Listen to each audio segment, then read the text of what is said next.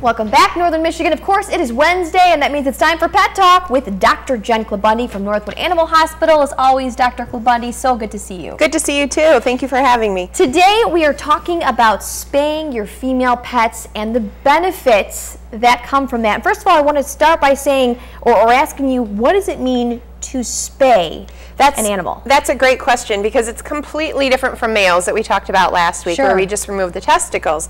In a spay, it's called an ovariohysterectomy, which means that we take both ovaries and the entire uterus. Okay. So it's an abdominal surgery. It's a little more involved than a male dog neuter. But it's going to be healthy for them.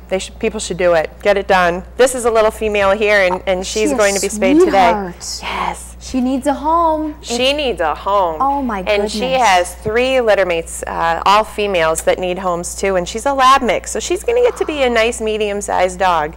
But she's such a lover. She's beautiful. She can't give enough kisses. Oh, I know. We love you here in the studio. What are some of the reasons why you would spay your female pet? Yep, so unwanted litters is obviously the thing that people most think of, but in terms of a health aspect, there are other reasons to spay your female as well. But obviously, if we take the uterus and the ovaries, there's no hormonal source to become pregnant, and there's no uterus for the puppies to live in, so they cannot get pregnant if they're spayed. The other reason is unwanted or messy heat cycles, which can be messy in female dogs. In female cats, when they're in heat, they become very vocal and will walk around the house crying, yowling the whole time, looking for a male, and that's just a hormonal influence that it has over them. So if we spay your female cat, you're not going to have any of those heat cycles. The other reason is there's this problem of the uterus. It's called a pyometra. Okay. And pyo means infection or pus. Metra means the uterus. So what happens is, and this happens in older, unspayed females, is that uterus becomes infected. It fills up with pus. And this is absolutely a life-threatening emergency. That uterus can only stretch so far, and what happens is that it could rupture internally and cause the dog to die right away. So that's a huge reason. We see that it's very common in older unspayed females. And then the last reason to spay your pet is to cut down on the risk of mammary cancer, which is the same as breast cancer in people.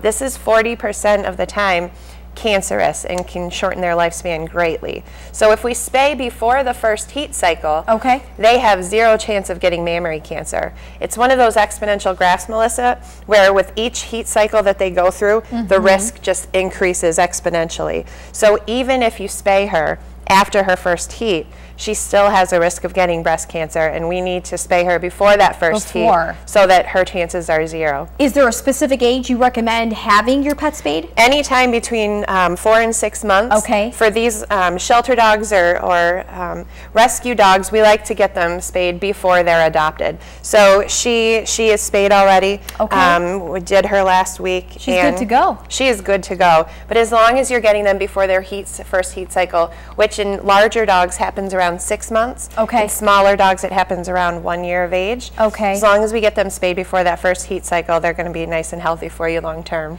And just quickly, where is this little one available, and also her litter mates? Yep. So she is available through Hands, which is our local rescue organization here. But if people have questions, they can call us at Northwood Animal Hospital, and we can direct you to the right place. But yeah, she needs a home, and she is a keeper.